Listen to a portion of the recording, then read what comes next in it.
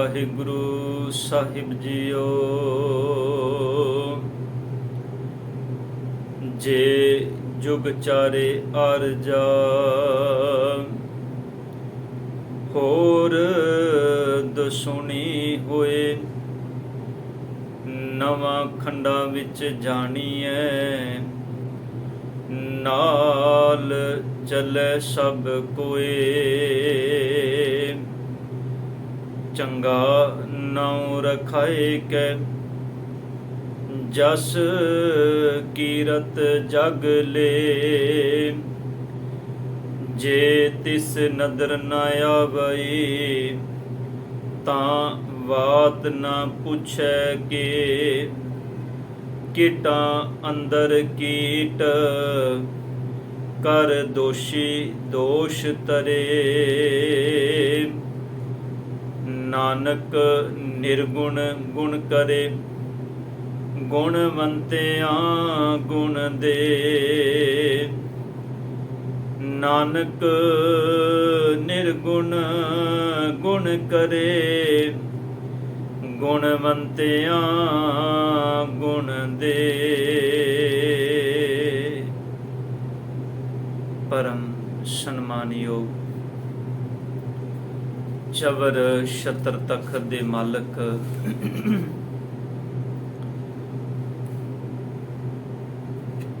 ਧੰਨ ਧੰਨ ਸਾਹਿਬ ਸ੍ਰੀ ਗੁਰੂ ਗ੍ਰੰਥ ਸਾਹਿਬ ਪਾਤਸ਼ਾਹ ਜੀ, ਸਤਿਗੁਰਾਂ ਦੀ ਅੰਮ੍ਰਿਤਮਈ ਗੋਦ ਵਿੱਚ ਬੈਠ ਕੇ ਇਹਨਾਂ ਪਾਵਨ ਦੀਵਾਨਾਂ ਦੇ ਅੰਦਰ ਆਪ ਜੀ ਅੰਮ੍ਰਿਤਮਈ ਬਾਣੀ ਸਿੱਖ ਧਰਮ ਦੇ ਬਾਨੀ ਸਾਹਿਬ ਸ੍ਰੀ ਗੁਰੂ ਨਾਨਕ ਦੇਵ ਪਾਤਸ਼ਾਹ ਜੀ ਸਤਿਗੁਰਾਂ ਦੀ ਮੁਬਾਰਕ ਰਚਨਾ ਤੋਂ ਉਚਾਰਨ ਕੀਤੀ ਅੰਮ੍ਰਿਤਮਈ ਬਾਣੀ ਪਾਵਨ ਜਪਜੀ ਸਾਹਿਬ ਜੀ ਦੀ ਅੰਮ੍ਰਿਤ ਬਾਣੀ ਦੀ ਵਿਚਾਰ ਇਹਨਾਂ ਪਾਵਨ ਦੀਵਾਨਾਂ ਵਿੱਚ ਸਰਵਨ ਕਰ ਰਹੇ ਹੋ। ਬੜੇ ਪਿਆਰ ਬੜੀ ਇਕਾਗਰਤਾ ਨਾਲ ਸਤਿਗੁਰ ਕੀ ਬਾਣੀ ਸਤਿਗੁਰ ਕੀ ਵਡਿਆਈ ਕੀਰਤੀ ਕੀਰਤਨ ਦੇ ਰੂਪ ਵਿੱਚ ਆਪ ਜੀ ਸਰਵਨ ਕਰ ਰਹੇ ਸੋ। ਆਓ ਸਾਧ ਸੰਗਤ ਵਿਚਾਰ ਅਧੀਨ ਜਪ ਦੀ ਬਾਣੀ ਅੰਦਰੋਂ ਪਾਵਨ 7 ਨੰਬਰ ਪੌੜੀ, ਇਹ ਪੌੜੀ ਦਾ ਪਾਠ ਆਪ ਜੀ ਨੇ ਸਰਵਨ ਕੀਤਾ ਹੈ। ਜੇ ਜੁਗ ਚਾਰੇ ਆਰਜਾ ਹੋਰ ਦਸੂਣੀ ਹੋਏ, ਨਵਾਂ ਖੰਡਾਂ ਵਿੱਚ ਜਾਣੀਐ ਨਾਲ ਚਲੇ ਸਭ ਕੋਏ। ਚੰਗਾ ਨਾਉ ਰਖਾਏ ਕੈ ਜਸ ਕੀਰਤ ਜਗਲੇ। ਜੇ ਤਿਸ ਨਦਰ ਨਾ ਆਵਈ ਤਾਂ ਬਾਤ ਨਾ ਪੁੱਛੇ ਕੇ। ਇਹਨਾਂ ਪਾਵਨ ਬਚਨਾਂ ਦੀ ਵਿਚਾਰ ਆਰੰਭ ਕਰਨ ਤੋਂ ਪਹਿਲਾਂ ਆਪ ਜਿਤਨੇ ਤਨ ਗੁਰੂ ਹਜ਼ੂਰੀ ਵਿੱਚ ਜੁੜ ਬੈਠੇ ਹੋ, ਕਰੋ ਕਿਰਪਾ ਗੁਰੂ ਬਖਸ਼ੀ ਫਤਿਹ ਪ੍ਰਵਾਨ ਕਰੋ ਜੀ। ਵਾਹਿਗੁਰੂ ਜੀ ਕਾ ਖਾਲਸਾ, ਵਾਹਿਗੁਰੂ ਜੀ ਕੀ ਫਤਿਹ। ਧੰਨ ਧੰਨ ਸਾਹਿਬ ਸ੍ਰੀ ਗੁਰੂ ਨਾਨਕ ਦੇਵ ਪਾਤਸ਼ਾਹ ਜੀ ਕਿਰਪਾ ਕਰਦੇ ਨੇ। ਅੰਮ੍ਰਿਤਮਈ ਬਾਣੀ ਦੇ ਅੰਦਰ ਸਤਿਗੁਰੂ ਜੀ ਸਾਨੂੰ ਸਚਿਆਰ ਬਣਨ ਦੀ ਜੁਗਤ ਦੇ ਰਹੇ ਨੇ। ਮਨੁੱਖ ਆਪਣੇ ਜੀਵਨ ਵਿੱਚ ਸਚਿਆਰ ਕਿਵੇਂ ਬਣੇ, ਕਿਉਂਕਿ ਸਚਿਆਰ ਬਣਨਾ ਮਨੁੱਖੀ ਜੀਵਨ ਦਾ ਮਨੋਰਥ ਵੀ ਹੈ ਤੇ ਮਨੁੱਖੀ ਜੀਵਨ ਦਾ ਇਹ ਫਰਜ਼ ਵੀ ਹੈ। ਮਨੁੱਖ ਆਪਣੇ ਜੀਵਨ ਦੇ ਅੰਦਰ ਹਰ ਤਰ੍ਹਾਂ ਦੇ ਫਰਜ਼ ਨੂੰ ਨਿਭਾਉਣ ਦਾ ਯਤਨ ਕਰਦਾ ਹੈ। ਇਹ ਜਿਵੇਂ ਸੰਸਾਰ ਦੀ ਐਜੂਕੇਸ਼ਨ ਪ੍ਰਾਪਤ ਕਰਦਾ ਹੈ ਵਿਦਿਆਰਥੀ ਦੇ ਤੌਰ ਤੇ, ਇਹਨੂੰ ਸਮਝ ਆ ਜਾਏ ਵੀ ਮੇਰਾ ਫਰਜ਼ ਪੜ੍ਹਨਾ ਹੈ, ਪੜ੍ਹ ਕੇ ਮੈਂ ਆਪਣੇ ਸਮਾਜ ਆਪਣੇ ਲੋਕਾਂ ਲਈ ਕੁਝ ਕਰਨਾ ਹੈ, ਫਿਰ ਇਹ ਥੋੜਾ ਵੱਡਾ ਹੁੰਦਾ ਹੈ, ਇਹਦੇ ਫਰਜ਼ ਇਹਦੇ ਪਰਿਵਾਰ ਵੱਲ ਝੁਕਣੇ ਸ਼ੁਰੂ ਹੋ ਜਾਂਦੇ ਨੇ। ਸਤਿਗੁਰੂ ਗੁਰੂ ਨਾਨਕ ਪਾਤਸ਼ਾਹ ਕਹਿੰਦੇ ਨੇ, ਆ ਮੈਂ ਤੈਨੂੰ ਦੱਸਾਂ ਇਸ ਮਨੁੱਖੀ ਜੀਵਨ ਦੇ ਅੰਦਰ ਤੂੰ ਸਚਿਆਰ ਕਿਵੇਂ ਬਣਨਾ ਹੈ। ਧਰਮ ਦੀ ਦੁਨੀਆ ਦੇ ਅੰਦਰ ਮਨੁੱਖ ਨੂੰ ਸਿਰਫ ਬਾਹਰਮੁਖੀ ਧਰਮ ਨਾਲ ਜੋੜਿਆ ਗਿਆ, ਫਿਜ਼ੀਕਲੀ ਤੌਰ ਤੇ, ਸਰੀਰਕ ਤੌਰ ਤੇ। ਜਪ ਸਰੀਰਕ ਤੌਰ ਤੇ, ਤਪ ਸਰੀਰਕ ਤੌਰ ਤੇ, ਤੀਰਥ ਸਿਰਫ ਸਰੀਰਕ ਤਲ ਤੇ, ਵਰਤ ਰੱਖਣੇ ਸਿਰਫ ਸਰੀਰਕ ਤਲ ਤੇ। ਇਹ ਸਾਰੇ ਕਰਮ ਧਰਮ ਦੇ ਕਰਮ ਮੰਨੇ ਗਏ, ਔਰ ਇਹ ਸਾਰੇ ਧਰਮ ਦੇ ਕਰਮ ਜਿਹੜੇ ਨੇ ਉਹ ਸਿਰਫ ਸਰੀਰਕ ਤਲ ਤੇ, ਫਿਜ਼ੀਕਲੀ ਤਲ ਤੇ ਹੁੰਦੇ ਸਨ। ਮਨੁੱਖ ਇਹਨਾਂ ਦੇ ਕਰਮ ਕਰਨ ਨੂੰ ਬੜਾ ਵੱਡਾ ਮਹੱਤਵ ਸਮਝਦਾ ਸੀ ਆਪਣੇ ਜੀਵਨ ਵਿੱਚ। ਪਰ ਧੰਨ ਗੁਰੂ ਨਾਨਕ ਸਾਹਿਬ ਜੀ ਨੇ ਕਿਰਪਾ ਕਰਕੇ ਇਹਨਾਂ ਸਭ ਚੀਜ਼ਾਂ ਦੀ ਪਰਿਭਾਸ਼ਾ ਗੁਰਮਤਿ ਦੇ ਨਜ਼ਰੀਏ ਤੋਂ ਬਖਸ਼ਿਸ਼ ਕੀਤੀ ਕਿ ਤੂੰ ਆਪਣੇ ਜੀਵਨ ਵਿੱਚ ਵਰਤ ਰੱਖਣਾ ਹੈ, ਪਰ ਵਰਤ ਕਿਹੜਾ ਰੱਖਣਾ ਹੈ। ਅੰਨ ਖਾਣ ਦਾ ਵਰਤ ਨਹੀਂ ਰੱਖਣਾ ਵੀ ਅੰਨ ਨਾ ਖਾਓ ਤੇ ਸ਼ਾਇਦ ਅੰਨ ਨਾ ਖਾਇਆ ਉਮਰ ਵੱਡੀ ਹੋ ਜਾਏਗੀ। ਉੱਥੇ ਤੇ ਸਤਿਗੁਰ ਨੇ ਬੜੀ ਕਰਾਰੀ ਚੋਟ ਕੀਤੀ ਬਾਣੀ ਦੇ ਅੰਦਰ ਕਿ ਛੋੜੈ ਅੰਨ ਕਰੈ ਪਾਖੰਡ, ਨਾ ਸੁਹਾਗਣ ਨਾ ਉਹ ਰਣ। ਜੇ ਸਤਿਗੁਰ ਪਾਤਸ਼ਾਹ ਜੀ ਨੇ ਤੀਰਥਾਂ ਤੇ ਭਰਮਣ ਦੀ ਗੱਲ ਕੀਤੀ ਤੇ ਉਹ ਕੱਲ ਦੀ ਪੌੜੀ ਵਿੱਚ ਆਪਾਂ ਸਾਰੇ ਬਚਨ ਸਾਂਝੇ ਕੀਤੇ ਨੇ। ਪਰ ਸਤਿਗੁਰ ਨੇ ਕਿਰਪਾ ਕਰਕੇ ਉੱਥੇ ਤੀਰਥ ਕਿਹੜਾ, ਜਿਸ ਤੀਰਥ ਤੇ ਬੰਦੇ ਨੇ ਇਸ਼ਨਾਨ ਕਰਨਾ ਹੈ, ਉਹ ਤੀਰਥ ਹੈ ਸਤ ਸੰਗਤ ਰੂਪੀ ਤੀਰਥ, ਜਿਸ ਤੀਰਥ ਤੇ ਬੈਠ ਕੇ ਬੰਦੇ ਨੇ ਨਾਮ ਦੇ ਨਾਲ ਇਸ਼ਨਾਨ ਕਰਨਾ ਹੈ। ਜਦੋਂ ਨਾਮ ਦੇ ਵਿੱਚ ਇਸ਼ਨਾਨ ਕਰਾਂਗੇ ਫਿਰ ਸਾਨੂੰ ਸਾਡੇ ਆਪਣੇ ਅਸਲੇ ਦੀ ਸਮਝ ਆਏਗੀ ਵੀ ਪ੍ਰਮਾਤਮਾ ਨੇ ਸਾਨੂੰ ਸੰਸਾਰ ਵਿੱਚ ਕਿਉਂ ਭੇਜਿਆ, ਇਹ ਜੀਵਨ ਪ੍ਰਮਾਤਮਾ ਨੇ ਸਾਨੂੰ ਕਿਉਂ ਦਿੱਤਾ ਹੈ। ਅੱਜ ਗੁਰੂ ਨਾਨਕ ਪਾਤਸ਼ਾਹ ਜੀ ਕਿਰਪਾ ਕਰਦੇ ਨੇ, ਸਭ ਕਹਿੰਦੇ ਨੇ ਇਸ ਤੋਂ ਅੱਗੇ ਤੂੰ ਜੇ ਸਚਿਆਰ ਬਣਨਾ ਹੈ, ਜੇ ਜੁਗ ਚਾਰੇ ਆਰਜਾ ਹੋਰ ਦਸੂਨੀ ਹੋਏ। ਗੁਰੂ ਨਾਨਕ ਸਾਹਿਬ ਕਹਿੰਦੇ ਨੇ ਜੇ ਤੇਰੀ ਉਮਰ 4 ਜੁਗਾਂ ਜਿੰਨੀ ਲੰਮੀ ਹੋ ਜਾਏ। ਧਿਆਨ ਦੇਣਾ, 4 ਯੁੱਗ ਇਹ ਮੰਨਿਆ ਗਿਆ ਵੀ ਅਸੀਂ ਜਿਸ ਸਮੇਂ ਵਿੱਚ ਜੀ ਰਹੇ ਹਾਂ ਸਾਧ ਸੰਗਤ, ਇਸ ਸਮੇਂ ਨੂੰ ਕਲਯੁਗ ਦੀ ਪਰਿਭਾਸ਼ਾ ਦੇ ਕੇ ਸੰਸਾਰ ਅੰਦਰ ਪ੍ਰਭਾਸ਼ਿਤ ਕੀਤਾ ਜਾਂਦਾ ਹੈ ਵੀ ਇਹ ਸਮਾਂ ਕਲਯੁਗ ਹੈ। ਫਿਰ ਸਤਯੁਗ ਦੀ ਗੱਲ ਕੀਤੀ ਜਾਂਦੀ ਹੈ, ਤ੍ਰੇਤੇ ਦੀ ਗੱਲ ਹੁੰਦੀ ਹੈ, ਦੁਆਪਰ ਦੀ ਗੱਲ ਹੁੰਦੀ ਹੈ। ਪਰ ਜਦੋਂ ਅਸੀਂ ਸਾਹਿਬ ਦੀ ਬਾਣੀ ਪੜ੍ਹਦੇ ਹਾਂ ਤੇ ਸਤਿਗੁਰ ਪਾਤਸ਼ਾਹ ਜੀ ਨੇ ਕਿਰਪਾ ਕੀਤੀ ਹੈ, ਪਾਤਸ਼ਾਹ ਕਹਿੰਦੇ ਨੇ ਨਹੀਂ, ਅਸਲ ਵਿੱਚ ਸਤਯੁਗ, ਤ੍ਰੇਤਾ, ਦੁਆਪਰ ਜਾਂ ਕਲਯੁਗ ਇਹ ਸਿਰਫ ਬੰਦੇ ਦੇ ਅੰਦਰ ਦੀਆਂ ਬਿਰਤੀਆਂ ਨੇ, ਬੰਦੇ ਦੇ ਅੰਦਰ ਦਾ ਸੁਭਾਅ ਹੈ। ਕਿਉਂਕਿ ਸੰਸਾਰਿਕ ਕੁਦਰਤ ਦਾ ਵਰਤਾਰਾ ਸਤਯੁਗ ਦੇ ਅੰਦਰ ਵੀ ਇਸੇ ਤਰ੍ਹਾਂ ਹੀ ਸੀ, ਦੁਆਪਰ ਦੇ ਅੰਦਰ ਵੀ ਇਸੇ ਤਰ੍ਹਾਂ ਸੀ, ਤ੍ਰੇਤੇ ਦੇ ਅੰਦਰ ਵੀ ਤੇ ਅੱਜ ਵੀ ਉਸੇ ਤਰ੍ਹਾਂ ਦਾ ਵਰਤਾਰਾ ਹੈ। ਐਸਾ ਨਹੀਂ ਹੈ ਵੀ ਸੰਸਾਰ ਦੇ ਵਰਤਾਰੇ, ਕੁਦਰਤ ਦੇ ਵਰਤਾਰੇ ਕੁਝ ਬਦਲੇ ਹੋ। ਇਹ ਪਾਪ ਸਤਯੁਗ ਦੇ ਅੰਦਰ ਵੀ ਹੁੰਦੇ ਸਨ, ਅੱਜ ਵੀ ਹੁੰਦੇ ਨੇ। ਧਿਆਨ ਦੇਣਾ, ਜਦੋਂ ਅਸੀਂ ਭਗਤ ਪ੍ਰਹਿਲਾਦ ਦੀ ਗੱਲ ਕਰਨੇ ਆ ਉਹ ਸਤਯੁਗ ਦੀ ਗੱਲ ਹੈ। ਭਗਤ ਪ੍ਰਹਿਲਾਦ ਬੰਦਗੀ ਵਿੱਚ ਜੁੜਿਆ ਹੋਇਆ ਹੈ, ਉਹਦੇ ਲਈ ਸਮਾਂ ਸਤਯੁਗ ਹੈ। ਹਰਨਾਕਸ਼ ਪਰਮਾਤਮਾ ਦੀ ਬੰਦਗੀ ਤੋਂ ਵੀ ਹੋਣਾ ਹੈ। ਉਹਨੇ ਇੱਕ ਵਰ ਤੇ ਲੈ ਲਿਆ ਪਰਮਾਤਮਾ ਕੋਲੋਂ ਵੀ ਮੈਂ ਮਰਾਂ ਨਾ, ਪਰ ਉਹਨੇ ਜੀਵਨ ਜਿਉਣ ਦੀ ਜੁਗਤ ਰੱਬ ਕੋਲੋਂ ਨਹੀਂ ਲਈ ਵੀ ਮੈਨੂੰ ਜੀਵਨ ਜੀਣਾ ਕਿਵੇਂ ਚਾਹੀਦਾ ਹੈ। ਕਿਸੇ ਅਦੀਬ ਦੇ ਬੜੇ ਪਿਆਰੇ ਬੋਲ ਨੇ, ਉਹ ਕਹਿੰਦਾ किसी की 100 वर्ष की जिंदगी में एक काम नहीं होता, किसी की 2 वर्ष की जिंदगी में 100 काम होते हैं। ਕੋਈ ਬੰਦਾ 100 ਸਾਲ ਦੀ ਜ਼ਿੰਦਗੀ ਵੀ ਜੀ ਕੇ ਚਲਾ ਜਾਂਦਾ ਹੈ, ਪਰ ਉਹ ਦੁਨਿਆਵੀ ਤਲ ਤੇ, ਸਰੀਰਕ ਤਲ ਤੇ ਜੀ ਕੇ ਗਿਆ ਹੈ, ਪਰ ਉਹ ਜੀਵਨ ਦੇ ਅੰਦਰ ਕੁਝ ਐਸਾ ਨਹੀਂ ਉਹਨੇ ਕੀਤਾ ਜਿਹੜਾ ਸਮਾਜ ਦੇ ਲਈ ਭਲੇ ਦਾ ਕੰਮ ਹੋਵੇ, ਸਮਾਜ ਵਿੱਚ ਜਿੰਦੇ ਕਰਕੇ ਉਹਨੂੰ ਯਾਦ ਕੀਤਾ ਜਾਏ। पर किसी की उम्र बड़ी छोटी होंदी है, पर उनके कर्म इन्ने उच्चे होंदे ने भी छोटी उम्र के अंदर भी वो रहिंदी दुनिया तक याद किया जाता है। साध संगत अज सिर्फ एक सिख ही नहीं, हर धर्म का बंदा जिहड़ा धर्म ते भरोसा रखदा, जिहड़ा धर्म नूं मनदा है, वो अज साहिबजादियां दे चरनां दे अंदर सिर झुकांदा है, भावें उन्हां साहिबजादियां दी उम्र 7 ते 9 साल दी है। धन गुरु हरकृष्ण पातशाह जी इस दिल्ली की धरती ते आए, इत्थे सतगुरु पातशाह जी जिथे अनेकां रोगियां दे रोग का निवारण करते हैं, उत्थे सतगुरु पातशाह जी के तन नूं जदों ये रोग चेचक का रोग लगता है, तो धन गुरु हरकृष्ण पातशाह जी जदों इस रोग करके दातार पिता जी ज्योति जोत समाते हैं, ते साहिबां दे ज्योति जोत समाउण तो बाद सतगुरां दी कीती होई वो सेवा जिहड़ी मनुखी तल ते सेवा सी। उम्र भावें सतगुरां दी उस वक्त पौने 8 साल दी सी, 5.25 साल की उम्र विच सतगुरु गुरता गद्दी ते बहिंदे ने। भावें उम्र पौने 8 साल की है, पर एक गल चेते रखियो, पौने 8 साल की उम्र विच गुरु हरकृष्ण साहिब पातशाह जी ने जिहड़े परोपकार कीते ने, अज भी गुरु हरकृष्ण साहिब पातशाह जी के चरनां विच सिर्फ सिख ही नहीं, हर धर्म का, हर मजहब का इंसान सिर झुकांदा है।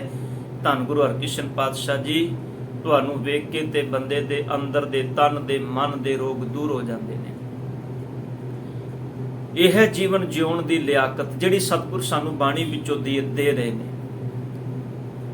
पर सिख ने बाणी नूं समझिया नहीं। सिख कहंदा बाणी नूं मैं एक मंत्र बना लवां, जिवें पुजारी लाणे ने पहलां कीता सी। वो समाज दे अंदर लोकां नूं मंत्रां दे जादू टूड़ियां दे विच फसा के रखदे सन। तैनूं दुख आया तू आ मंत्र पढ़ लै, तेरे घर विच मुसीबत है तू आ मंत्र पढ़ लै।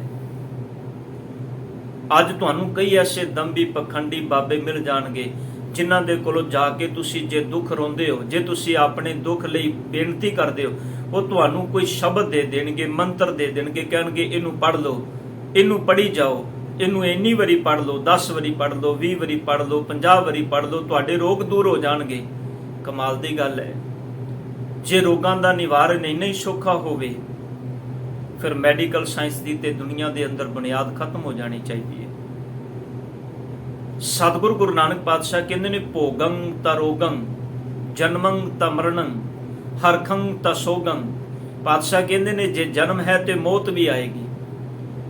जे शरीर पदार्थां दा सेवन कर रहे, पदार्थां नूं भोग रहा है, तो शरीर नूं रोग भी लगणगे। इस गल विच कोई दो रावां नहीं हैगियां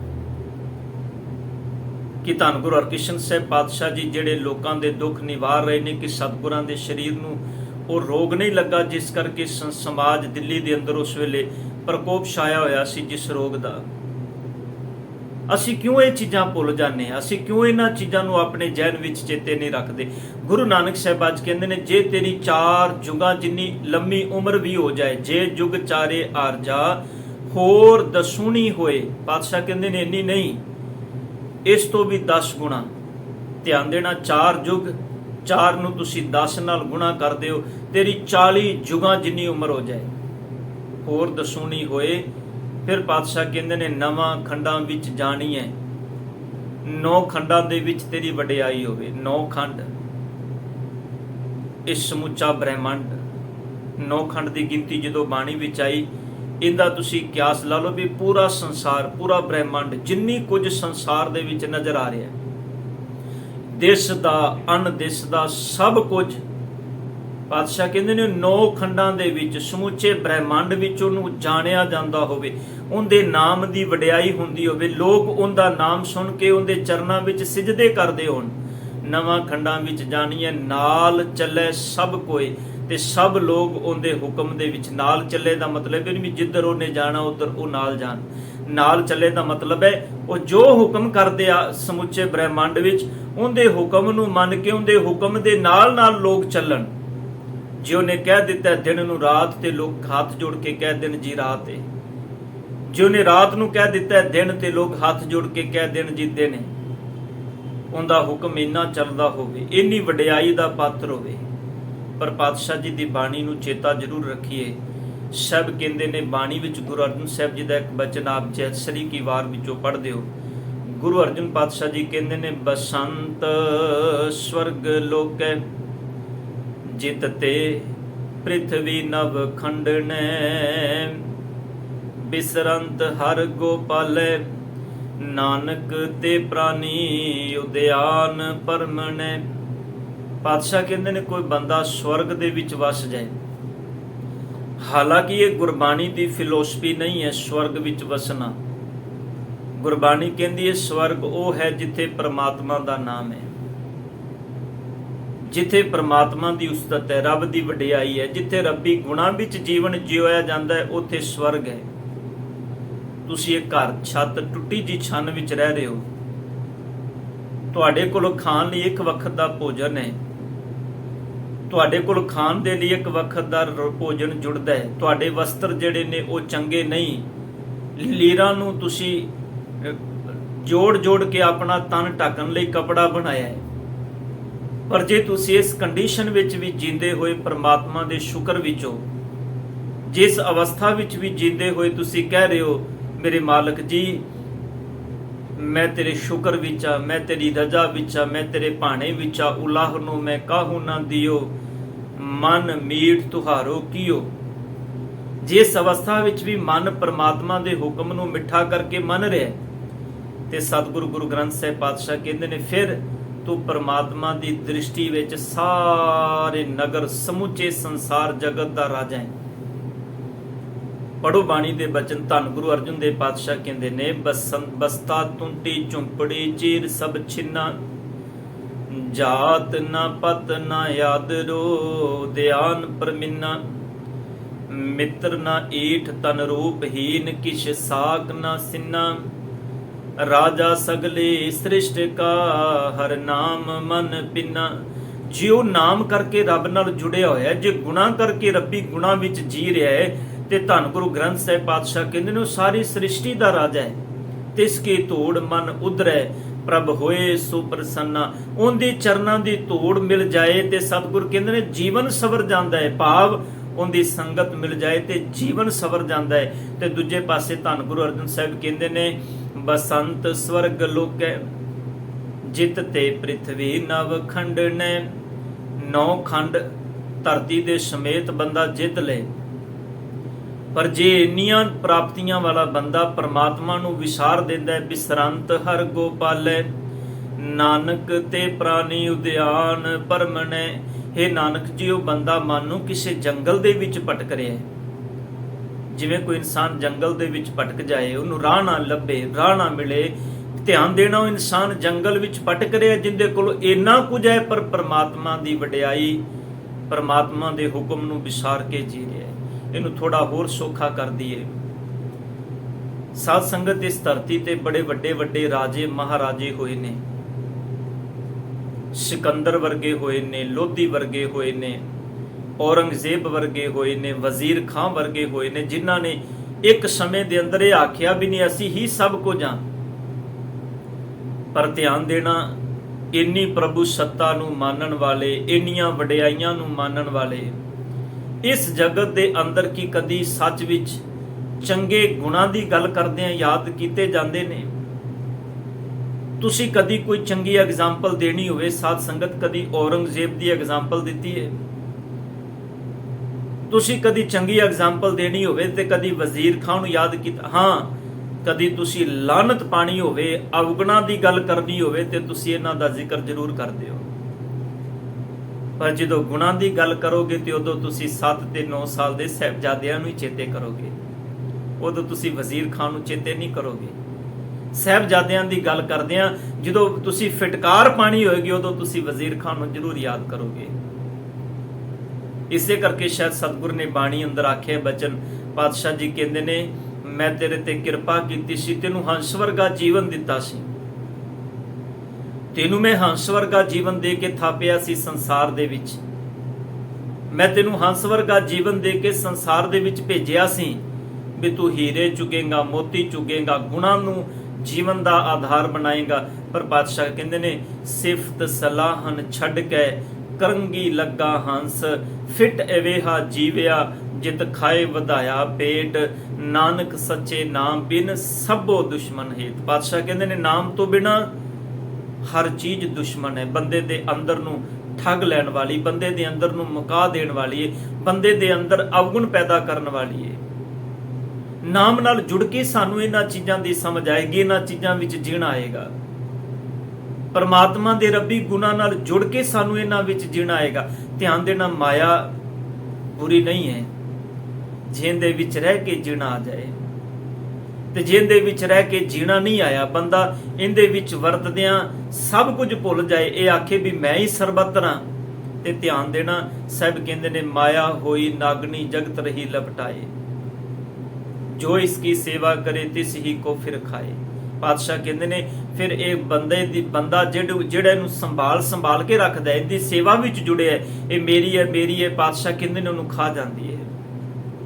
ਕਿੰਨੇ ਐਸੇ ਕੇਸ ਵਾਪਰਦੇ ਨੇ ਸਾਧ ਸੰਗਤ, ਜਿੱਥੇ ਵੱਡੀਆਂ ਕਤਾਰਾਂ ਅੰਬਾਰ ਮਾਇਆ ਦੇ ਸਾਂਭ ਕੇ ਰੱਖੇ, ਪਰ ਜਿੱਦਨ ਰੇਡ ਪੈਂਦੀ ਹੈ, ਜਿੱਦਨ ਏਡੀ ਦੇ ਛਾਪੇ ਪੈਂਦੇ ਨੇ, ਸੱਚ ਜਾਣਿਓ ਉਹ ਮਾਇਆ ਬਾਹਰ ਜਦੋਂ ਬੜੇ ਵੱਡੇ ਭੰਡਾਰਿਆਂ ਵਿੱਚ ਲੋਕਾਂ ਦੇ ਸਾਹਮਣੇ ਪਈ ਹੁੰਦੀ ਹੈ ਵੀ ਫਲਾਣੇ ਬੰਦੇ ਕੋਲੋਂ 21,000 ਕਰੋੜ ਰੁਪਇਆ ਮਿਲਿਆ, ਫਲਾਣੇ ਬੰਦੇ ਕੋਲੋਂ ਲੱਖਾਂ ਰੁਪਇਆ, ਅਰਬਾਂ ਰੁਪਇਆ ਮਿਲਿਆ। ਧਿਆਨ ਦੇਣਾ, ਮਾਇਆ ਦੁਨੀਆ ਦੀ ਨਿਗਾਹ ਦੇ ਸਾਹਮਣੇ ਪਈ ਹੁੰਦੀ ਹੈ, ਪਰ ਉਹ ਬੰਦਾ ਦੁਨੀਆ ਦੀ ਨਿਗਾਹ ਦੇ ਸਾਹਮਣੇ ਆਉਣ ਤੋਂ ਸ਼ਰਮਾਂਦਾ ਹੈ। ਉਹਦੇ ਲਈ ਸਲਾਖਾਂ ਹੁੰਦੀਆਂ ਨੇ, ਜੇਲ੍ਹ ਹੁੰਦੀ ਹੈ। ਸੱਚ ਵਿੱਚ ਹੁਣ ਮਾਨੋ ਮੇਰੇ ਸਤਿਗੁਰ ਕਹਿ ਰਹੇ ਨੇ, ਦੇਖ ਜਿੰਦੀ ਸੇਵਾ ਕਰਦਿਆ ਸੈ ਤੂੰ, ਜਿਹਨੂੰ ਸੰਭਾਲ ਕੇ ਰੱਖ ਰਿਹਾ ਸੈ, ਵੇਖ ਉਹਨੇ ਤੈਨੂੰ ਖਾ ਰਹੀ ਹੈ, ਉਹਨੇ ਨੇ ਤੈਨੂੰ ਮੂੰਹ ਦਿਖਾਣ ਜੋਗਾ ਵੀ ਨਹੀਂ ਛੱਡਿਆ। ਧੰਨ ਗੁਰੂ ਨਾਨਕ ਸਾਹਿਬ ਜੀ ਇਸੇ ਕਰਕੇ ਕਹਿ ਰਹੇ ਨੇ, ਨਵਾਂ ਖੰਡਾਂ ਵਿੱਚ ਜਾਣੀਏ ਨਾਲ ਚੱਲੇ ਸਭ ਕੋਏ। ਪਾਤਸ਼ਾਹ ਕਹਿੰਦੇ ਨੇ ਉਹਦੇ ਹੁਕਮ ਦੇ ਵਿੱਚ ਸਭ ਨਾਲ, ਜੋ ਉਹਦਾ ਹੁਕਮ ਹੋਵੇ ਉਹਦੇ ਹੁਕਮ ਦੇ ਵਿੱਚ ਚੱਲਣ। ਉਹਨੇ ਜੋ ਹੁਕਮ ਕਰ ਦਿੱਤਾ ਉਹਨੂੰ 7 ਬਚਨ ਕਹਿ ਕੇ ਲੋਕ ਸਵੀਕਾਰ ਲੈਣ, ਪਰ ਪਾਤਸ਼ਾਹ ਕਹਿੰਦੇ ਨੇ ਚੰਗਾ ਨਾਉ ਰਖਾਏ ਕਹਿ। ਜੇ ਨਾਮ ਵੀ ਚੰਗਾ ਰੱਖਿਆ ਜਾਏ, ਬੜੇ ਨੇ ਸੰਸਾਰ ਦੇ ਅੰਦਰ ਚੰਗਾ ਨਾਮ ਰੱਖਿਆ ਜਾਂਦਾ ਹੈ। ਬ੍ਰਹਮ ਗਿਆਨੀ 1008, ਸ਼੍ਰੀਮਾਨ ਸੰਤ ਗੁਰਮਤਿ ਮਾਰਤੰਡ, ਕਿਜੇ ਨਾਮ। ਪਾਤਸ਼ਾਹ ਕਹਿੰਦੇ ਨੇ ਚੰਗਾ ਨਾਮ ਰਖਾਏ ਕਹਿ, ਜਸ ਕੀਰਤ ਜਗ ਲੈ।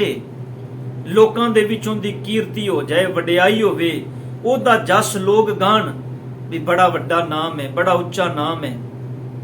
ਔਰ ਸੱਚ ਵਿੱਚ ਅਸੀਂ ਕਦੀ ਬੰਦੇ ਦੇ ਗੁਣਾਂ ਤੋਂ ਬੰਦੇ ਦੀ ਪਰਖ ਨਹੀਂ ਕਰਦੇ, ਅਸੀਂ ਸਿਰਫ ਬਾਹਰ ਮੁਖੀ ਵਰਤਾਰਾ ਵੇਖਨੇ ਆ। ਕੌਣ ਨੇ ਜੀ ਬ੍ਰਹਮ ਗਿਆਨੀ, ਇਹਨਾਂ ਦਾ ਨਾਮ ਕੀ ਹੈ, ਇਹ ਰਹਿਣ ਵਾਲੇ ਕਿੱਥੋਂ ਦੇ ਨੇ? ਬਸ ਆ 2 ਸਵਾਲ ਸਾਡੇ ਹੁੰਦੇ ਨੇ। ਅਸੀਂ ਉਸ ਬੰਦੇ ਦੇ ਚਰਨਾਂ ਦੇ ਵਿੱਚ ਢਹਿ ਕੇ ਆਪਣਾ ਸਭ ਕੁਝ ਦੇਣ ਨੂੰ ਰਾਜੀ ਹੋ ਜਾਂਦੇ ਆ। ਅਸੀਂ ਕਹਿੰਦੇ ਆ ਸਭ ਕੁਝ ਇਹਨੂੰ ਸੌਂਪ ਦਈਏ, ਪਰ ਜਿਹੜਾ ਸਾਨੂੰ ਸੱਚ ਦੀ ਗੱਲ ਸੁਣਾਉਂਦਾ ਹੈ, ਜਿਹੜਾ ਸਾਨੂੰ ਸੱਚ ਨਾਲ ਜੋੜਦਾ ਹੈ, ਅਸੀਂ ਕਹਿੰਦੇ ਆ ਨਹੀਂ ਇਹ ਝੂਠਾ ਹੈ ਬੰਦਾ, ਇਹਦੀਆਂ ਗੱਲਾਂ ਤੇ ਭਰੋਸਾ ਨਾ ਕਰੋ। ਜੋ ਸੱਚ ਦੱਸਦਾ ਹੈ ਅਸੀਂ ਉਸ ਬੰਦੇ ਨੂੰ ਨਕਾਰ ਦਿੰਦੇ ਆ, ਤੇ ਜਿਹੜਾ ਝੂਠ ਦੇ ਪੁਲੰਦੇ ਤੁਹਾਡੇ ਸਾਹਮਣੇ ਰੱਖਦਾ ਹੈ, ਤੁਸੀਂ ਮਾਇਆ ਦੇ ਅੰਬਾਰ ਉਹਦੇ ਸਾਹਮਣੇ ਲਾ ਦਿੰਦੇ ਹੋ। ਬੜੀ ਸ਼ਰਮ ਦੀ ਗੱਲ ਹੈ ਸਾਧ ਸੰਗਤ, ਗੁਰੂ ਘਰ ਦੇ ਅੰਦਰ ਇੱਕ ਸੱਚੀ ਗੱਲ ਕਰਨ ਵਾਲਾ ਸਾਰੀ ਜ਼ਿੰਦਗੀ ਸਾਈਕਲ ਤੇ ਗੁਜ਼ਾਰ ਦਿੰਦਾ ਹੈ। ਸੱਚ ਜਾਣਿਓ, ਇਹ ਵੇਲੜ ਸਾਧ ਜਿਨ੍ਹਾਂ ਨੇ ਨਵੇਂ ਵੱਡੇ ਨਾਮ ਰਖਾ ਲਏ, ਮੇਰੇ ਸਤਿਗੁਰ ਨੇ ਕਿਰਪਾ ਕੀਤੀ ਸੀ, ਸਿੰਘ ਤੇ ਕੌਰ 2 ਨਾਮ ਦਿੱਤੇ ਸਨ ਤੈਨੂੰ, ਇਹਨਾਂ ਨੇ ਏਡੇ ਵੱਡੇ ਨਾਮ ਰਖਾ ਲਏ। ਪਰ ਪਾਤਸ਼ਾਹ ਜੀ ਕਹਿੰਦੇ ਨੇ ਸੱਚ ਹੈ, ਇਹਨਾਂ ਨੂੰ ਆਪਣਾ ਨਾਮ ਲੈਣ ਲੱਗਿਆਂ ਵੀ ਸ਼ਰਮ ਆਉਂਦੀ ਹੈ, ਆਪਣਾ ਨਾਮ ਲੈਣ ਲਈ ਵੀ ਇਹਨਾਂ ਨੇ ਕੋਈ ਸਾਧ ਚੇਲੇ ਰੱਖੇ ਹੁੰਦੇ ਨੇ, ਪਰ ਅਸੀਂ ਇਹਨਾਂ ਲੋਕਾਂ ਦੇ ਚਰਨਾਂ ਦੇ ਅੰਦਰ ਆਪਣਾ ਸਭ ਕੁਝ ਸੌਂਪਣ ਲਈ ਤਿਆਰ ਬੈਠੇ ਹਾਂ। ਕਿਦੋਂ ਜਾਗਾਂਗੇ ਅਸੀਂ?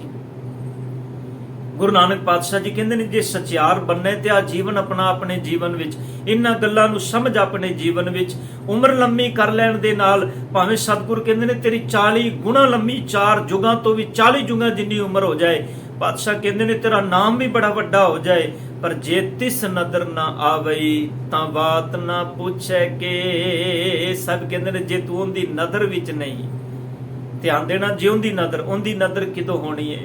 ਉਹਦੀ ਨਦਰ ਉਦੋਂ ਹੋਣੀ ਜਦੋਂ ਦੇ ਹੁਕਮ ਵਿੱਚ ਚੱਲਾਂਗੇ।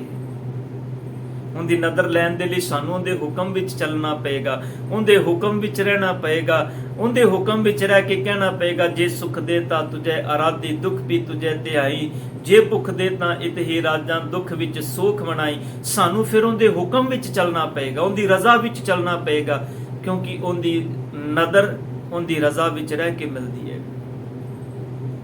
ਹੁਕਮ ਰਜ਼ਾਈ ਚੱਲਣਾ ਨਾਨਕ ਲਿਖਿਆ ਨਾਲ। ਇਹੀ ਤੇ ਨਾਲ ਹੁਕਮ ਲਿਖਿਆ ਸਤਿਗੁਰ ਨੇ ਕਿ ਜਿਹੜਾ ਵੀ ਕਰਮ ਕਰਨਾ ਉਹਦੇ ਹੁਕਮ ਦੇ ਵਿੱਚ ਕਰਨਾ ਹੈ, ਉਹਦੀ ਰਜ਼ਾ ਦੇ ਵਿੱਚ ਕਰਨਾ ਹੈ।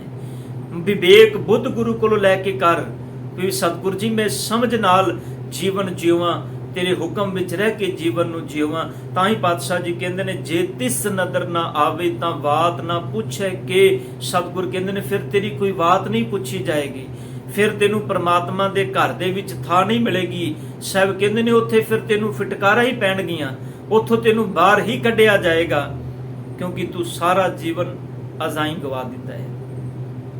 ਧੰਨ ਗੁਰੂ ਨਾਨਕ ਪਾਤਸ਼ਾਹ ਗੁਰੂ ਨਾਨਕ ਸਾਹਿਬ ਜੀ ਫਿਰ ਅਗਲੀ ਪੰਕਤੀ ਵਿੱਚ ਕਹਿੰਦੇ ਨੇ ਕੀਟਾਂ ਅੰਦਰ ਕੀਟ ਕਰ ਦੋਸ਼ੀ ਦੋਸ਼ ਤਰੇ। ਇੱਥੇ ਕੀਟਾਂ ਅੰਦਰ ਕੀਟ ਤੇ ਵਿਸ਼ਰਾਮ ਦੇਣਾ। ਸਾਧ ਸੰਗਤ ਕੀੜਿਆਂ ਦੇ ਅੰਦਰ ਵੀ ਕੀੜਾ, ਭਾਵ ਕੀੜਿਆਂ ਤੋਂ ਵੀ ਛੋਟਾ ਕੀੜਾ ਕਰਕੇ ਕਰ ਦੋਸ਼ੀ ਦੋਸ਼ ਤਰੇ। ਸਤਿਗੁਰ ਕਹਿੰਦੇ ਨੇ ਦੋਸ਼ੀਆਂ ਦੀ ਕਤਾਰ ਵਿੱਚ ਖੜਾ ਹੋਏਗਾ, ਉਹਨੂੰ ਦੋਸ਼ੀ ਥਾਪ ਕੇ ਖੜਾ ਕਰ ਦਿੱਤਾ ਜਾਏਗਾ ਤੇ ਦੋਸ਼ ਉਹਦੇ ਸਿਰ ਤੇ ਕਿਹੜਾ ਲੱਗੇਗਾ? ਪ੍ਰਮਾਤਮਾ ਦੇ ਗੁਣਾਂ ਨੂੰ, ਉਹਦੇ ਹੁਕਮ ਨੂੰ ਵਿਸਾਰਨ ਦਾ। ਉਹਨੇ ਨਾਮ ਬੜਾ ਵੱਡਾ ਰਖਾ ਲਿਆ ਸੰਸਾਰ ਦੇ ਅੰਦਰ, ਨਾਮਨਾ ਤੇ ਉੱਚਾ ਹੋ ਗਿਆ, ਪਰ ਸਤਿਗੁਰ ਕਹਿੰਦੇ ਨੇ ਗੁਰੂ ਦੀ ਨਿਗਾਹ ਵਿੱਚ ਉਹ ਕੀੜਿਆਂ ਦੇ ਨਾਲੋਂ ਵੀ ਕੀੜਾ ਹੈ, ਛੋਟਾ ਜਿਹਾ ਕੀੜਾ, ਇੱਕ ਅਦਨਾ ਜਿਹਾ ਕੀੜਾ, ਜਿੰਦੀ ਆਪਣੀ ਪਾਇਆ ਕੁਝ ਵੀ ਨਹੀਂ। ਪਾਤਸ਼ਾਹ ਕਹਿੰਦੇ ਨੇ ਕੀਟਾਂ ਅੰਦਰ ਕੀਟ ਕਰ ਦੋਸ਼ੀ ਦੋਸ਼ ਤਰੇ। ਉਹ ਦੋਸ਼ੀ ਥਾਪ ਦਿੱਤਾ ਜਾਏਗਾ, ਉਹਨੂੰ ਦੋਸ਼ੀ ਬਣਾ ਕੇ ਰੱਬ ਦੇ ਸਾਹਮਣੇ ਪੇਸ਼ ਕੀਤਾ ਜਾਏਗਾ, ਉਹਦੇ ਸਿਰ ਤੇ ਰੱਬ ਨੂੰ ਵਿਸਾਰਨ ਦਾ ਦੋਸ਼ ਮੜਿਆ ਜਾਏਗਾ। ਤੇ ਸਤਿਗੁਰ ਪਾਤਸ਼ਾਹ ਕਹਿੰਦੇ ਨੇ ਨਾਨਕ ਨਿਰਗੁਣ ਗੁਣ ਕਰੇ। ਪਰ ਇਹ ਨਾਨਕ ਜੀ ਇੰਨਾ ਹੀ ਨਹੀਂ, ਉਸ ਪ੍ਰਮਾਤਮਾ ਦਾ ਇਹ ਵੀ ਸੁਭਾਅ ਹੈ ਵੀ ਜਿਹੜਾ ਨਿਰਗੁਣਿਆਰਾ ਬੰਦਾ ਹੈ ਨਾ, ਜਿੰਦੇ ਪੱਲੇ ਕੋਈ ਗੁਣ ਨਹੀਂ, ਜਦੋਂ ਸਤਿਗੁਰ ਦੀ ਸ਼ਰਨ ਵਿੱਚ ਆ ਜਾਂਦਾ ਹੈ ਉਹ ਨਿਰਗੁਣਿਆਰਿਆਂ ਨੂੰ ਵੀ ਗੁਣ ਦੇ ਦਿੰਦਾ ਹੈ, ਉਹ ਨਿਰਗੁਣਿਆਰਿਆਂ ਨੂੰ ਵੀ ਗੁਣੀ ਬਣਾ ਦਿੰਦਾ ਹੈ। ਸਾਧ ਸੰਗਤ ਧੰਨ ਗੁਰੂ ਹਰਕ੍ਰਿਸ਼ਨ ਪਾਤਸ਼ਾਹ ਜੀ ਦੇ ਜੀਵਨ ਦੀ ਘਟਨਾ ਆਪਾਂ ਸਾਰੇ ਜਾਣਦੇ ਆ। ਪਾਤਸ਼ਾਹ ਜੀ ਨੇ ਭਾਈ ਛੱਜੂ ਝਿਓਰ ਦੇ ਉੱਤੇ ਆਪਣੀ ਰਹਿਮਤ ਦੀ ਛੜੀ ਹੀ ਰੱਖੀ ਸੀ। ਲੋਕ ਕਹਿੰਦੇ ਸਨ ਇਹ ਗੂੰਗਾ ਏ, ਇਹ ਬਹਿਰਾ ਏ, ਨਹੀਂ ਬੋਲ ਸਕਦਾ, ਭਾਵ ਇਹਨੂੰ ਬੋਲਣ ਦੀ ਜਾਂਚ ਨਹੀਂ ਹੈਗੀ, ਇਹਨੇ ਜੀਵਨ ਵਿੱਚ ਕਦੇ ਗੁਣਾਂ ਦੀ ਗਿਆਨ ਦੀ ਗੱਲ ਕੀਤੀ ਨਹੀਂ ਹੈਗੀ।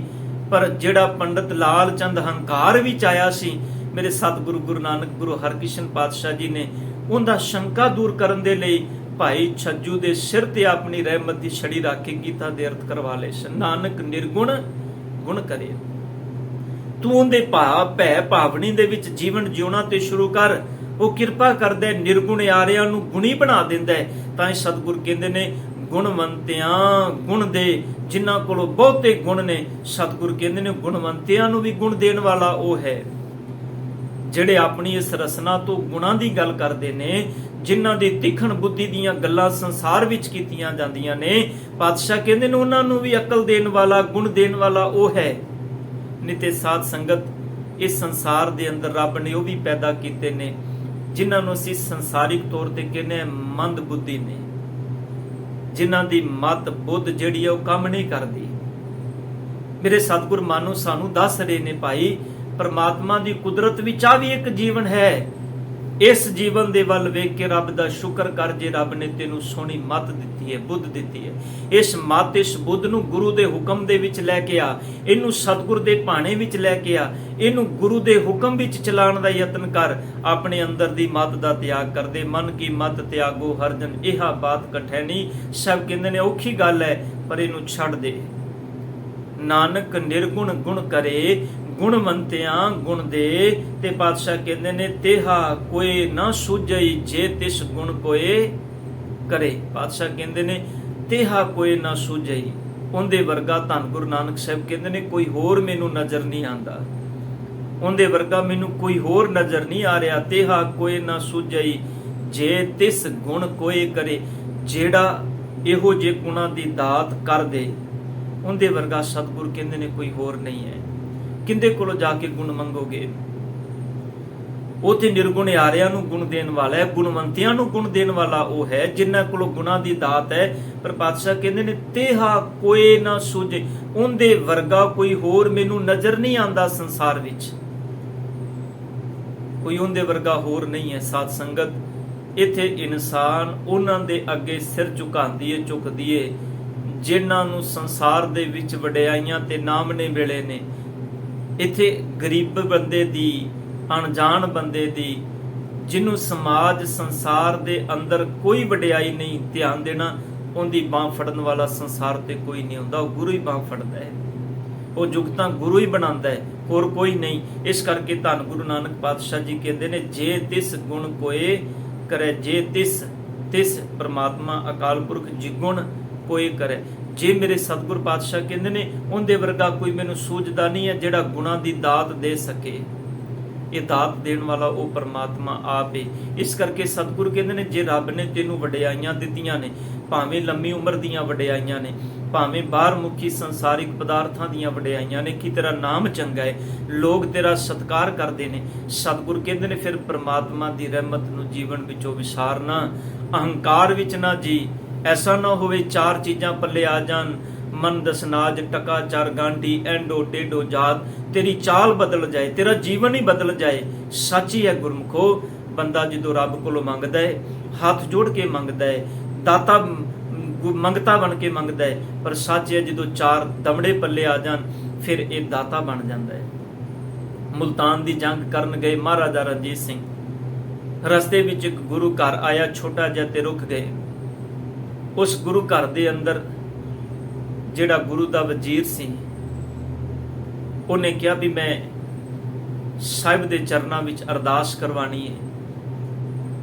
ਨਾਮ ਬੜਾ ਸੁਣਿਆ ਸੀ ਵੀ ਭਾਈ ਬੁੱਧੂ ਸਾਹਿਬ ਜੀ ਇਸ ਥਾਂ ਤੇ ਰਹਿੰਦੇ ਨੇ, ਸੇਵਾ ਕਰਦੇ ਨੇ। ਪੁੱਛਿਆ ਵੀ ਇੱਥੇ ਭਾਈ ਬੁੱਧੂ ਸਾਹਿਬ ਜੀ ਕੌਣ ਨੇ? ਉਹ ਕਹਿਣ ਲੱਗੇ, ਬੁੱਧੂ ਮੈਂ ਆ। ਗੁਰੂ ਗ੍ਰੰਥ ਸਾਹਿਬ ਜੀ ਦੇ ਚਰਨਾਂ ਵਿੱਚ ਮਹਾਰਾਜਾ ਰਣਜੀਤ ਸਿੰਘ ਨੂੰ ਲੈ ਕੇ ਕਹਿੰਦੇ, ਸਾਹਿਬ ਇਹ ਹੈ। ਕਹਿੰਦੇ ਮੇਰੀ ਅਰਦਾਸ ਕਰ ਦਿਓ, ਮੈਂ ਮੁਲਤਾਨ ਦੀ ਜੰਗ ਵਿੱਚ ਜਾ ਰਿਹਾ, ਫਤਿਹ ਹੋ ਕੇ ਆਵਾਂ। ਉਹਨਾਂ ਨੇ ਅਰਦਾਸ ਕੀਤੀ ਵੀ ਸਤਿਗੁਰੂ ਤੁਹਾਡੇ ਦਰ ਦਾ ਮੰਗਤਾ ਤੁਹਾਡੇ ਚਰਨਾਂ ਵਿੱਚ ਆਇਆ ਹੈ, ਕਹਿੰਦੇ ਤੇ ਕਿਰਪਾ ਕਰਨੀ, ਇਹਨੂੰ ਮੈਦਾਨ ਵਿੱਚ ਫਤਿਹ ਬਖਸ਼ਣੀ।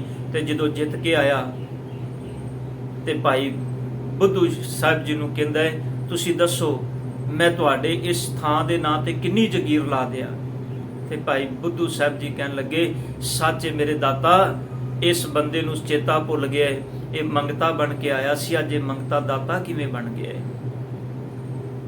ਇਹ ਤੇ ਮੰਗਤਾ ਹੈ ਸਤਿਗੁਰ ਜੀ, ਜਿੱਦਣ ਗਿਆ ਸੀ ਉਦੋਂ ਮੰਗਤਾ ਬਣ ਕੇ ਗਿਆ ਸੀ, ਅੱਜ ਜਿੱਤ ਕੇ ਆਇਆ ਤੇ ਅੱਜ ਦਾਤਾ ਕਿਵੇਂ ਬਣ ਗਿਆ ਹੈ? ਸਾਨੂੰ ਸਮਝ ਆਦੇ ਵੀ ਨਹੀਂ, ਅਸੀਂ ਜਿੰਨਾ ਮਰਜ਼ੀ ਨਾਮ ਨਾ ਖੱਟ ਲਈਏ, ਉਹਦੇ ਦਰ ਦੇ ਅਸੀਂ ਮੰਗਤੇ ਹਾਂ। ਇਹ ਦਾਤਾਂ ਅਸੀਂ ਉਹਦੇ ਕੋਲੋਂ ਲੈ ਕੇ ਵਰਤ ਰਹੇ ਹਾਂ। ਇਹ ਸਾਡੀ ਆਪਣੀ ਪੈਦਾਇਸ਼ ਨਹੀਂ ਹੈ ਵੀ ਇਹ ਚੀਜ਼ਾਂ ਅਸੀਂ ਆਪ ਪੈਦਾ ਕੀਤੀਆਂ ਹੋਣ, ਅਸੀਂ ਸਿਰਫ ਇਹਨਾਂ ਦੀ ਖੋਜ ਕਰਦੇ ਹਾਂ, ਇਹਨਾਂ ਨੂੰ ਵਰਤਦੇ ਹਾਂ ਆਪਣੇ ਜੀਵਨ ਦੇ ਵਿੱਚ। ਇਸ ਕਰਕੇ ਗੁਰੂ ਨਾਨਕ ਸਾਹਿਬ ਕਹਿੰਦੇ ਨੇ, ਜੇ ਰੱਬ ਨੇ ਵਡਿਆਈਆਂ ਦਿੱਤੀਆਂ ਨੇ ਤੇ ਉਹਦਾ ਸ਼ੁਕਰ ਕਰ। ਉਹਦੇ ਸ਼ੁਕਰ ਵਿੱਚ ਜੇ ਉਹ ਨਿਰਗੁਣਿਆਰਿਆਂ ਨੂੰ ਗੁਣ ਦਿੰਦਾ ਹੈ, ਗੁਣਵੰਤਿਆਂ ਨੂੰ ਵੀ ਗੁਣ ਦੇਣ ਵਾਲਾ ਹੈ, ਉਹਦੇ ਵਰਗਾ ਕੋਈ ਹੋਰ ਸੰਸਾਰ ਤੇ ਨਹੀਂ ਜਿਹੜਾ ਗੁਣਾਂ ਦੀ ਦਾਤ ਦੇਵੇ। ਸਤਿਗੁਰ ਕਿਰਪਾ ਕਰਨ, ਧੰਨ ਗੁਰੂ ਨਾਨਕ ਪਾਤਸ਼ਾਹ ਇਹਨਾਂ ਅੰਮ੍ਰਿਤ ਬਚਨਾਂ ਨੂੰ ਸਮਝਣ ਦੀ ਦਾਤ ਬਖਸ਼ਣ, ਹੋਈਆਂ ਗਲਤੀਆਂ ਬਖਸ਼ ਲੈਣੀਆਂ ਜੀ। ਵਾਹਿਗੁਰੂ ਜੀ ਕਾ ਖਾਲਸਾ।